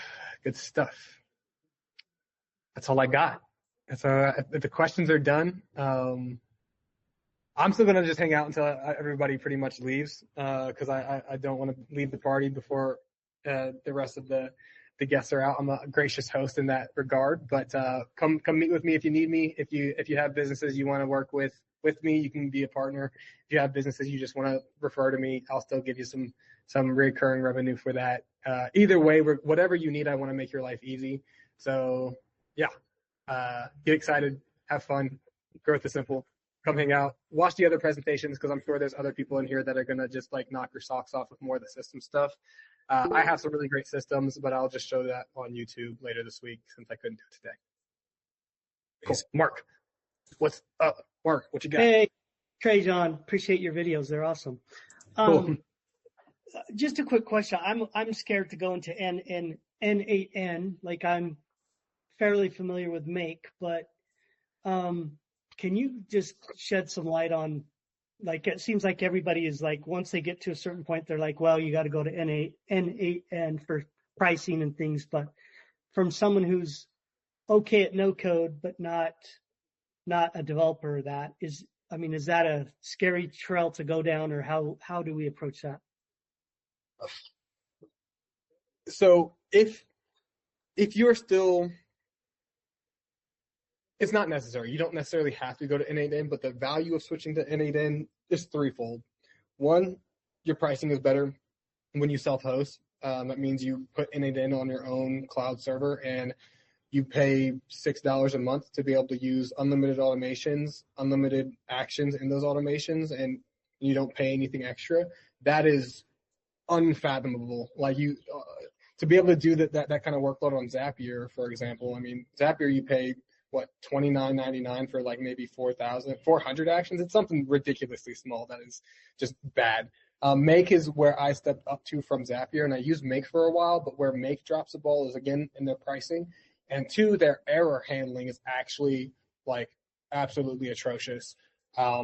If something breaks in your automation for like one client that goes through it, it completely stops your automation. Now none of your automations are working for any of the steps or any of the calls that need to be going through that automation or whatever. Your tools are no longer working because Make automatically turns off your workflow. I hate that. And when there is an error, it's just hard to understand like what actually broke. The value of N8N is, again, you can self-host it to save yourself the money, but also they have much better error handling. So you don't actually have to stop your workflow when something breaks. And there's more visibility in how to fix errors when they do come up. It will take a little bit of an adjustment, but it's still a visual automation flow builder, just like Make is. Where Make has modules, N8N has nodes. So you just, drag your node into the place you want it to go. You hit test, and you can test all of your nodes out. If you're not completely sure if it's worth trying, one, they have a free account that you can sign up for and test. They have a ton of templates in the community, but also you can go watch my long YouTube video where I'm actually building a tool out on N8N, so you can follow along and see if you can grasp the concepts well enough, and that should ease your concern, right? Typically, the biggest like concern and worry just comes because we don't know yet, and the only way you can know is if you try real quick. So if you spend like maybe an hour and a half, 2 hours watching my video and building alongside me, you'll be able to see if it's like easy enough learning curve. And if it's not an easy learning curve, you'll at least be able to identify, okay, how long do I think it'll take me to be able to build the skills necessary? But you've already built with Make. You're not going to like super struggle. I actually learned automations on Make through their learning center, their free stuff. That's where I started. I started on Make with that. And I just switched to N8N like 3 or 4. Oh, I guess at this point it's been like 4.5 months ago. And it was pretty easy to pick up because I'd already built for so long on Make. So that experience you have won't go to waste. It'll actually make it even easier to make the transition. But I would recommend go ahead and check out the most recent YouTube video. I think it's 5 hours and 50 minutes. You can skip to the end where I'm actually building the automations just to get a peek at what they kind of look like and what it looks like to build. Awesome. Cool. Thank you so much. You are welcome, Mark. Reese, back at it again. Let's go. What you got? It's a bit of a niche question, but regarding the automation, the 5 hour 51, does it cover? So say I'm doing barbers. There's people with multiple calendars within the same business. Is there a way to is there a way for Vappy to check? Multiple calendars in the same business. What I would do is, so it's connected to Go High Level, and Go High Level has a round robin calendar, which means you can like connect multiple members to the same calendar. That's then we can just check based on the user. Typically what I do in those cases is I'll just book. So if users are calling and are requesting to meet with a specific barber, then you do need to make sure that you have the automation set up to actually like collect the specific barber's name and check Go High Level calendar for that specific team member. It's just an additional property inside of your HTTP request when checking calendar availability with the Get Calendar Availability node. I do also review kind of how to go through the API documentation on Go High Level to understand like how to actually build out the HTTP request. So you'll want to watch that video and try to start to grasp that. But it would be simply collect the barber's name that they want to book with, and then pass that value to the Get Calendar Availability tool, and you'll want to check for that specific user's count. Right, so yes, yeah. Thank you. Cool. Maybe I'll do a video on that sometime. Maybe. Yeah, it's quite niche to be fair. I might. Yeah. Because it's like, I do like that question because there is like a universal, hey, like we can definitely book on appointments, but when it comes down to booking on multiple people's appointments using one AI assistant, it does get niche, and it's a little bit harder for people to figure out if this isn't something that you're doing all the time. So yeah, I'm happy to answer those ones. All right, thank you. Cool. And if you guys have questions about tech, business, sales, marketing, like literally anything, if you're still on the call, this is definitely the time, and I'm probably a good person to ask. I would say a lot of my testimonials would say the same thing. So I really just want to make sure that I can provide as much value as I can while we're here. Like the meeting is still open, so I will give you anything that I can in these moments. Please don't hold back.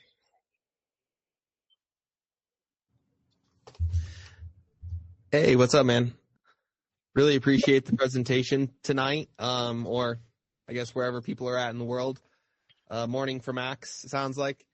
But my question was, with regards to your business, how heavily would you say you're weighted GHL versus N8N? It sounded like potentially you build out some N8N automations for clients, for their businesses. Yeah, I don't know if you could speak to that or shed some light on what that looks like. That'd be awesome.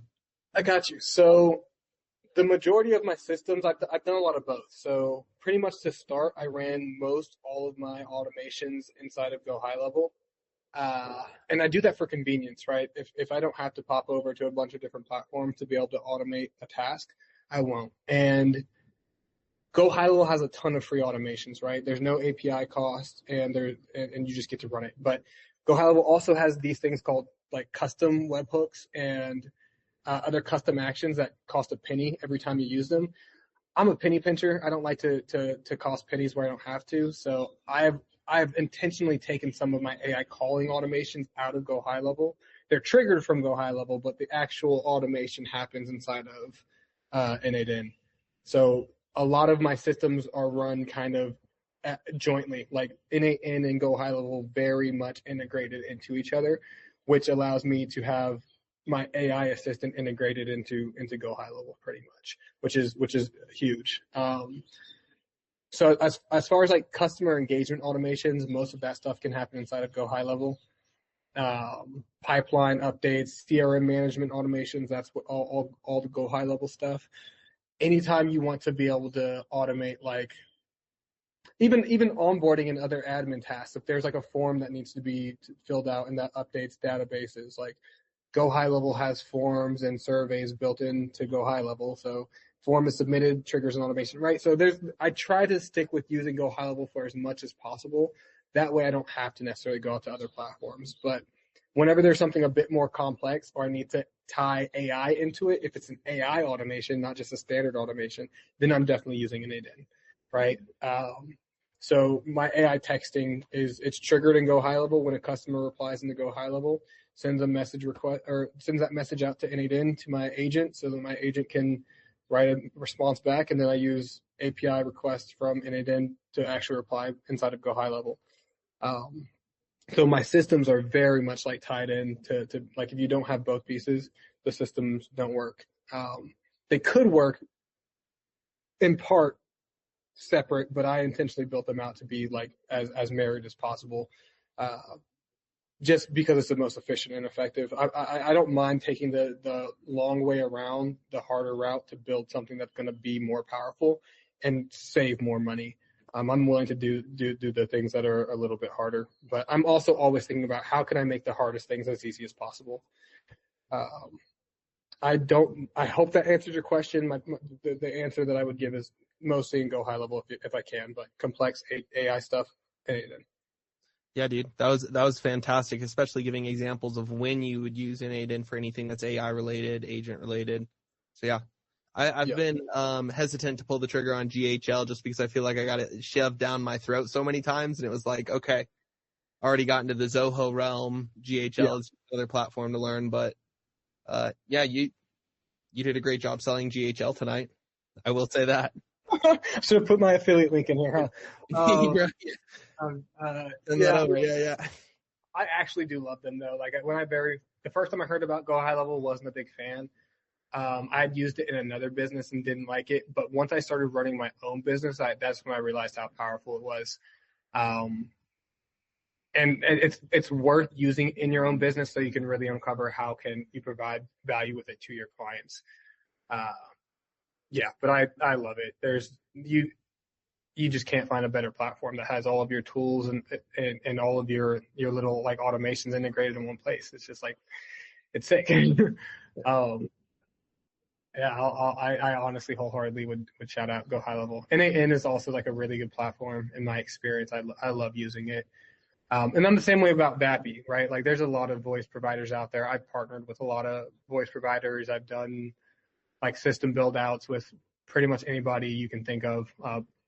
Thoughtly, Simple Talk, Bland, Retail, SynthFlow. I mean, literally any of the major ones and even some of the minor ones. Like I've built stuff, but Vappy is just like always from the very beginning. They're a tech company focused on building the best tech. They're not a sales and marketing company trying to sell you something. They don't actually do any sales and marketing. They literally rely solely on like organic traffic pretty much. And they put all their resources into just building the best products, which is why I love them, because they've done that and they continue to do that.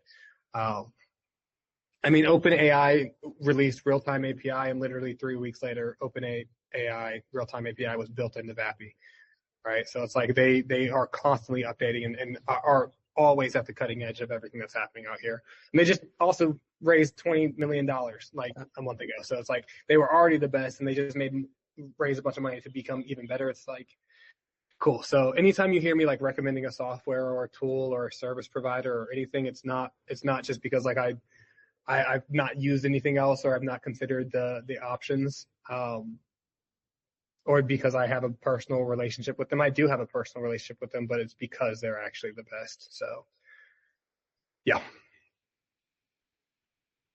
Yeah, you can check out that tech stack video if you want to have a little bit more understanding of how I use Go High Level Chase, and how I use the rest of the tools in there. I have a 3.5 hour tech stack overview where I'm just covering exactly how I'm using VAPI, how I'm using an 8in, how I'm using Go High Level, how I'm integrating Twilio with all that stuff. Cool. Is it this is the full That's VAPI AI agents tech? Yeah, that's it. Yep. This is the full tech stack. Yep, that's the one. Got it right now. Got it lined up. Pretty So well known. Yeah, there we go. Cool. Who else got something for me? What do we got?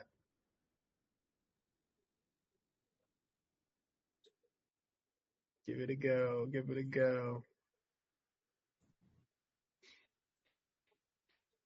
Okay, cool. If that's it. Okay, what you got? Come on, Mark. Oh, well, crap, I was going to bug you again, but No, tell me. you touched on it a little bit in one of your YouTube videos, and then again tonight. But and it was actually very curious. So you'll save me time going back and reviewing your video. If on the way you prompt, because it seems like everybody's prompting from a template that is, here's your instructions, here's your your markdown, and then when I saw you talking to Claude in real language, that's the first time I've seen that. So can you talk to how you know that's a better approach? Because that was very curious to me. That seemed logical, but nobody seems to be prompting that way. Yeah. So as far as when I'm speaking to Claude, Claude is literally learning what my speaking voice is like, and when we're taking calls, we're prompting voice AI assistants. So we don't speak naturally the same way that we like text, right? So if I'm prompting this agent in text, I'm using my texting voice, not my speaking voice. And that's just like a little piece that most people miss. It's just because we communicate differently depending on the way we're expressing ourselves, the medium we're expressing ourselves through. If I'm writing a note, I'm going to communicate differently than I'm typing on my laptop. If I'm speaking to you, I'm going to communicate differently than if I'm typing a message to you. So that is the thought process behind the method is, okay, we have a different speaking voice. So if we want an AI to learn how to speak, we need to prompt in our speaking voice. That's the same reason why I prompt my AIs in second person, where I say, hey, this is your job. You are doing this stuff. This is how you do it. I'm not like, AI needs to do this, AI needs to do that. Say, hey, dude, just keep it flexible, keep it natural, and have a fun time. Please remember to collect this information when we're doing these things. When you're using these tools, we need to get this information. Here's your knowledge base. This is all info about our business. So I still have structure in my prompts, but I treat training AI agents the same way I would train a person to do the job. So you need to speak to your AI like it's a person. So I'm speaking to Claude like it's a person, so it can put together a prompt that's speaking to my AI system like a person.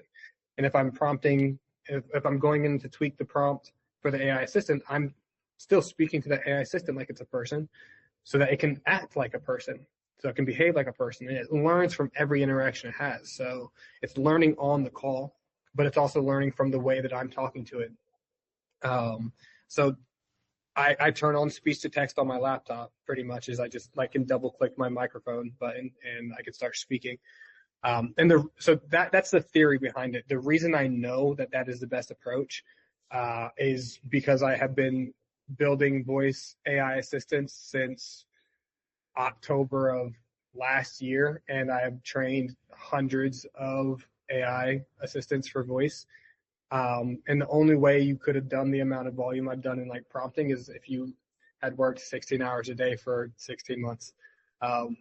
So I don't expect most people to necessarily just assume that what I'm doing is the best stuff, but I can guarantee you here on this call that I've put in the time to make sure that is going to be effective.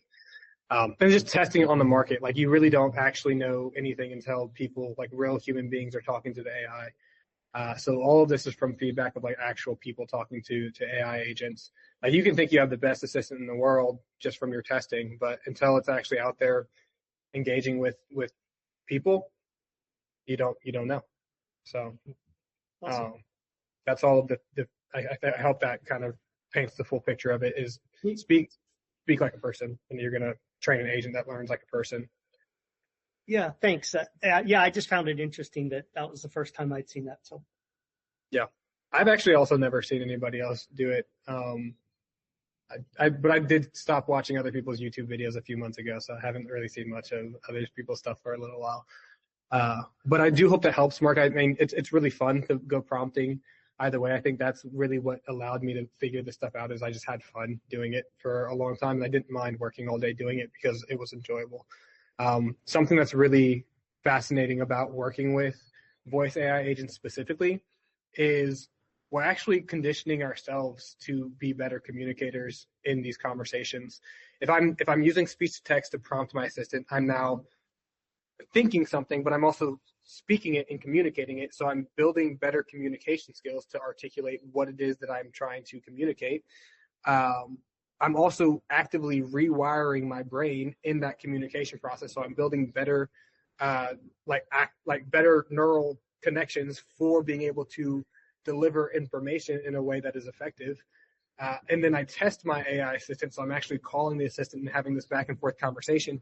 I'm getting immediate feedback in response to my communication. So I can see how clearly I'm actually speaking to the assistant in real time and getting that conversation back and forth. Now, what takes that a bit further is actually making that a use case. So using AI to gain clarity in your business or to do counseling or to do business consultation. I can talk to AI about the things that I've never been able to talk to anybody about and get feedback on my thoughts in real time as a soundboard, which helps me build confidence in my decisions, which helps me feel more comfortable with communicating and like verbally speaking the things that are concerning me, which gives me the clarity to be able to solve that bottleneck in my life, whether it's personal or professional, right? So AI is actually allowing us to be better people, and getting to get your hands dirty and just spend time talking to AI in your training and using it for just like your personal use, just to gain clarity or just to have fun or just to like, be able to share your thoughts authentically and unapologetically. There's so much value there that allows us to be better people. Because we then take that kind of like authenticity and clarity out to our other relationships. And that has been the biggest value of being able to work with this technology over the last year and a half is I can confidently say that I am much more understanding of other people. And when I am miscommunicating, it is so much easier for me to identify that it's my fault. Like other people not understanding isn't on them. I'm not so quick to blame others for not being able to do what I expect them to do or say what I expect them to say. I recognize that it's my capacity to actually communicate effectively. Because there's been a ton of times where I tried to get AI to do something and it just didn't do it. And I was like, AI, grr, this is bad. And then I just had to try harder. Sometimes it is the LLM is a little funky. So it's not always like you're awful. Each of the LLMs have their own personality. Fun fact, like they all kind of respond to a different prompting method a little bit differently, and will take the same instructions in their own way. So keep that in mind too when you're going forward and using different AI tools. Is if you treat it like a human and expect the different personalities of AI, the different LLMs to have different personalities, you'll be better off navigating the world and not being so frustrated that this AI just doesn't work. It's like, oh, this is another personality that I just need to learn how to communicate with. It's just like building a relationship with anybody. Oh yeah, that's a good way to put it. But then it knows where you hid the bodies. Exactly. So you try not to put too much of your hidden secret data because it will snitch. Yeah, good stuff. Also, the LLMs will drift over time and change a bit with each model. Yes, dude. I don't know if you've noticed that GPT 3.5 is, I mean, most of the GPT models are like the biggest example of drift as far as like my experience with them. 4.0 mini was super good right when it came out, and then like 6 months later it was kind of dumb again. Same thing happened with 3.5, is it was really good for a while, and then it was just dumb after like 6 or 7 months. 4.0 is, for example, actually I used to be able to run all of my systems with InfinitX with 4.0 mini because it was like smart enough to actually be able to handle the tool calls right, handle the prompting right. But as of like 3 months ago, 4.0 mini kind of stopped performing up to speed, didn't change anything. The model just kind of got worse, so had to move everything back over to 4.0 and started testing Google Gemini Flash -002 when that model came out, just to see if there's like some other alternatives that are better. And so each of the LLMs are actually also going to have their own use cases that they're a little bit better for. An open-ended conversation that needs to have a role play, like the AI needs to pretend to be a salesperson and then switch and pretend to be a customer. I could only get that to work with Gemini Flash 1.5-002. I tried all of my prompting methods, all of my little like knowledge-based tricks and function call tricks, and none of it would work. But then I just switched to LLM and it worked. But it's a bit more of a rigid. If you're prompting like a scripted conversation, I don't use Gemini in that case because it will really follow directions and it becomes way too stiff. But if it's a natural, open-ended conversation where it's a bit more of a qualitative experience, I'm getting some feedback from the person in real time and kind of just rolling with the punches, then Gemini works really well because it stays true to the rules of the conversation. And if the rules are be flexible, have fun, it'll still be able to be flexible and have fun. Since there's no script involved, it's not defaulting to really, really scripted stuff. Llama 3.3 is now available for VAPI 2. I was really excited about it, but in my first test of it, like I tested it the day it came out, it can't do function calls very well. It ends up in a repeated loop, infinite loop of trying to make the request to the tool. So if I'm trying to check calendar availability or book an appointment, it's like an infinite loop of getting availability. Everything else is really good, but I can't actually use the tool. So it would be a good model to use when you're not actually doing any sort of tool calls. So like, for example, a general like customer service survey, you're just calling out and asking questions and getting feedback and having a natural conversation. You don't need to check calendars or stuff like that. Llama 3.3 -70B, I believe is the latest model that just came out. You can look at the channel logs in VAPI as well to see the new releases, but I'm just making it clear that the different models have different things that they're the best at. Drift does mean some of the older models will eventually not be that great. So here's some new models that are out now that have their own use cases that can kind of replace your old models. But I still use 4.0 now for pretty much anything that needs to be booking appointments or using tool calls, and is like a bit of a structured conversation. Cool. Yes, sir. Okay. What else we got? I got at least 18 more minutes until I have to go do something else. So I'm here for you. I can also try to think of something that might. I mean, I just pretty much spitballed a lot of the stuff that I know is super valuable. I mean, literally everything I talked about today can be used to solve like almost any problem that you have anywhere. If you just remember that it's all about being able to show up, and you figure out where to show up by identifying the bottleneck. That applies for your business. I mean, a lot of the questions here have been great examples. If you don't know how to build systems or like build automations, then you need to show up yourself and go learn that skill by going to YouTube and looking for that skill and watching the videos and showing up to learn the stuff and coming to these meetings here and like learning from other experts.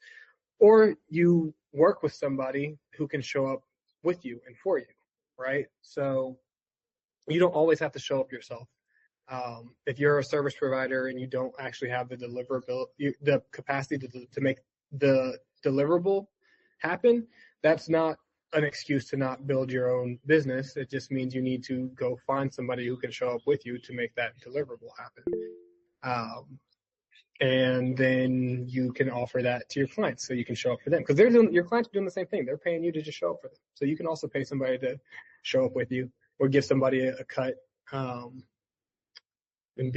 don't be stingy or feel like you can't, invest and afford to work with other people.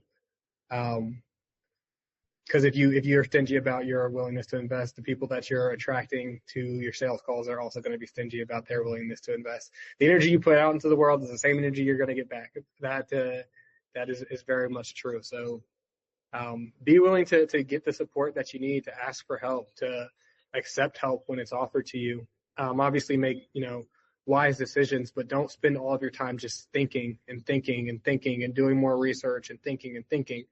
Take some action, and that action either means building the skill and building the tool yourself, or going to find somebody that can build it with you. And then you just have to commit to doing it. Like, we typically know what the solution is for our businesses within 5 to 10 minutes of looking at the problem. We just then come up with alternatives. Oh, well, maybe I have option B, C, D, E to solve this problem, and now I have to compare all the solutions to the problem, and you just end up in this infinite loop of, I gotta watch another YouTube video to figure out if this is the best approach or that's the best approach or whatever, when you already know what the answer is. Just take action and commit to that first decision. Trust your gut and go, because thinking is not an actual business activity. Thinking is not a value producing activity. It does not count. If I asked you what you did today and you told me that you just thought about your business for 4 hours and you feel like you did a great job, I would just have to shake my head and tell you you're wrong. Sometimes the hard truth is the only truth that we can accept. So take some action. It's okay if you mess up along the way, but at least you're taking action. You're going to actually learn that way. Cool. But I trust that you guys know that, because you're already here taking action, showing up. So do some more. Reese, what you got? How would you go about finding people to go on your journey with? Find the people you resonate with. So if it's like you're building an agency and you want to find people to build your agency with you, if I was biased, I would say reach out to Trajan, and he has a network of people who work with him that he could hook you up with, and then you could hang out with some cool people. Yeah. If I was unbiased, I would say reach out to Trey. No. Yeah, there's communities all over the place. So you can go to Discord. I mean, there's Vappy has a whole Discord channel. If you're into Voice AI specifically, there's cool community groups. It's just about getting engaged and asking questions, sharing your journey. That's going to be the biggest piece. Is if you share what you care about, hey, what you're working on and why you're doing it, really share your story authentically. You're going to attract other people who have similar passions and similar values. Again, I'm going to repeat this. What you put out into the world is what you receive. So if you want to find people who resonate with you, you got to put yourself out there first, and just put yourself out everywhere. Just show up and ask, because there's plenty of people who don't want to have to do it by themselves. And there's a lot of people who have been building the tech by themselves, and now they need somebody who can help with the other business functions, right? They don't understand how to run a business. So right. It's really common to find tech people who don't know how to run a business, or find salespeople who don't have the tech and don't know how to sell tech without actually selling tech. Right. Right. So two sides of the same coin, sort of. Exactly. Right. So just figure out who you want to be, right? Do you want to be the sales guy, sales business head? Do you want to be the tech delivery head? Do you want to do both? Is it possible to be both, or? It takes more time, takes more effort. Typically, when you're getting involved in the space, there's one of two pieces you need. You either need to have a really solid understanding of the business, the market, the niche, right? Or you need to have a really solid understanding of the tech. Because if you have a solid understanding of the tech, you can learn the niche that you're applying it in. You can learn the business. If you have a really solid understanding of the business, you can learn the tech. But if you're trying to learn both from scratch, it's just your learning curve is now so much greater, and it's a bit harder to actually get that momentum going. So if you're going to learn the tech, I would start by focusing on a use case in an industry you already know something about, or maybe you have a friend who runs a business, or somebody, your mom, your dad, whoever, somebody has a business close to you that you can at least start, like, looking at doing some consultation with, and starting to build a solution that is specifically impactful for that business. So don't try to just learn both out of nowhere. Try to be able to apply it to something that you have a bit of an understanding or access to an understanding of. Yeah. I do both. Like, I am full on, like, I build all of my own marketing funnels. I build marketing funnels for clients and partners, offer creation for clients and partners. Like, everything I just walked you guys through in my presentation today is the exact process I go through step by step with my partners. So when my partners work with me, it's like we start with offer creation, and then we go all the way through to the end, and then it's also that delivery for the people who want to be both. It's like, okay, well, I give them my tools, I teach them how to use my tools, and then they just go use them with my support. But for clients who don't want to learn anything, I don't take them through that step-by-step process. I just internally do that step-by-step process for them and apply the solutions. But you can be both if you want to be. If your hesitation, what I would say is, if you want to do both because you don't want to share your profit, that is not the best reason to want to do both. Right. You're now coming at it with a stingy mindset. Yeah. You're trying to be people, and you're going to end up not being able to do all of this, because you're probably also stingy with your time if you're stingy with your money. Yeah, that's a fair point. So I guess, do you work with a lot of agencies then? Yep. Primarily, I work with agencies because I found that I could scale better that way. If I work with agencies and agencies work with, if I work with agencies and agencies work with consultants who have clients, now it's like my agency partner has consultant partners who bring business to them with clients, right? So anytime that you can kind of like work with one person and expand into working with 15 to 20, it's like that's gonna reduce your need to do a lot of business development. But I still like to do done for you systems for the niches that I really have excitement about. Again, I mentioned this early on. If there's a business acquisition opportunity, like if a business comes to me and they're like, hey, we want to buy other businesses, I will gladly run their systems for them, because now I'm incentivized to help them grow. I'm going to be a part of that success fee if they're buying businesses.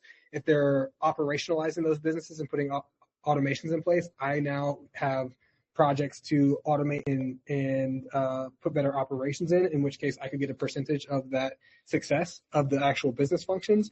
And then when they exit that business in 3 to 5 years and I help them build up the business value in the first place, I am now also in a position where I can get percentage of that exit. Nice fee, So I'm thinking like 5 to 10 years ahead of, okay, how do I actually scale to the point where this is not just a one-to-one service delivery or SaaS model, low ticket. I'm like, okay, AI has the potential to completely transform a business and make it the most profitable and valuable thing in investors' eyes. Everybody's just buying and selling something. You can't really get higher than buying and selling a business. The next step after buying and selling one business is bundling them up and buying and selling 10 businesses and then forming, right? So it's like, that is where I'm at, is how can I play the highest level of the game and produce the most value possible so I can end up impacting as many people as possible at the end of the day. And what sort of businesses would you work for then, the ones that do that? Literally any, usually these are like the investment type people. So it would be like venture capital or private equity, right? Anybody who's willing to come in and purchase another business and then put better systems in place and manage it. That's it. Eventually, I won't be working with anybody to do that. I will just be doing it myself. But if I don't have the money to purchase businesses myself right now, so I go partner with somebody who does have the money to purchase businesses, right? Because I need partners too. So if I don't have that thing, I ask for help. So somebody else has the money to purchase businesses, they're going to purchase them. I'm going to still do all the same work. And then once I have the money to purchase businesses, and the thought process behind this is, again, like if I'm doing the same job to automate somebody else's business, if I'm not buying the business, my commission is like 20%, right? If I buy the business, 100. I'm the one who's keeping 100% of the returns. So it's the same work at the end of the day, especially if you can find a business that already has a digital product, for example, that is producing a lot of value. You don't have to go build a whole new product. Right? They're already producing value. You just have to get more attention to that product and streamline the operations, which is just AI automation. So boom, boom, boom, there you go. Other niches are just like, I mean, I do some done for you for a law firm. I am willing to do done for you for info product, SaaS companies, digital product, online community coaches that upsell to a one-on-one coaching experience. Again, their low ticket offer doesn't really have a big bottleneck. They can accept infinite members into their community. That's fine for me. Still a digital product with a low need to deliver. But also they have an active database that I can then reach out to and convert, upsell to their one-on-one coaching, and I'll keep a percentage. Cool. That's fine. So yeah, those four: SaaS, info product,